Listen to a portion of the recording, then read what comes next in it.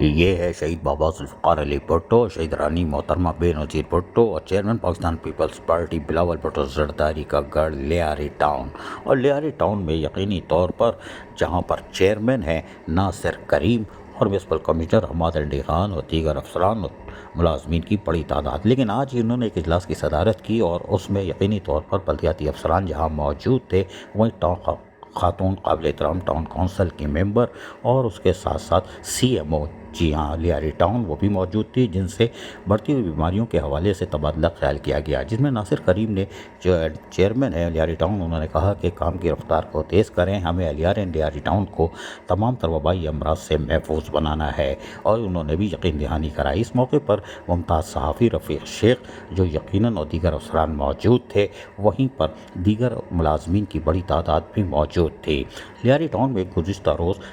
بلاول بھٹو زرداری کی ہدایت پر فلسطین سے یکجہتی کے لیے باقاعدہ ایک ریلی کا اہتمام کیا گیا تھا، جس میں نجمی عالم جو کہ پاکستان پیپلز پارٹی کے رہنما اور صوبائی وزیر بھی ہیں، ان کے ساتھ ساتھ افسران، ملازمین اور اس کے ساتھ ساتھ یونین رہنماؤں نے جس طرح یکجہتی مارچ میں شرکت کی تھی اور اس ریلی کے اندر بھرپور شرکت کر کے یکجہتی کا مظاہرہ کیا تھا، فلسطینی عوام، ماؤں بہنوں، بزرگوں سے اور شہداء کو زبردست خراج عقیدت بھی پیش کیا تھا، جو لیاری ٹاؤن گونج رہا تھا فلسطین سے یکجہتی کرتے ہوئے۔ لیکن آج چیئرمین ناصر کریم اور میونسپل کمشنر حماد علی خان نے تمام افسران و ملازمین کا شکریہ ادا کیا، جنہوں نے فلسطین ریلی کو کامیابی سے ہمکنار کرایا اور ریلی میں شاندار طریقے سے شرکت کی۔ یقینی طور پر یہ احسن اقدام ہے۔ عزیز عارف، KBS بلدیاتی نیوز، کراچی۔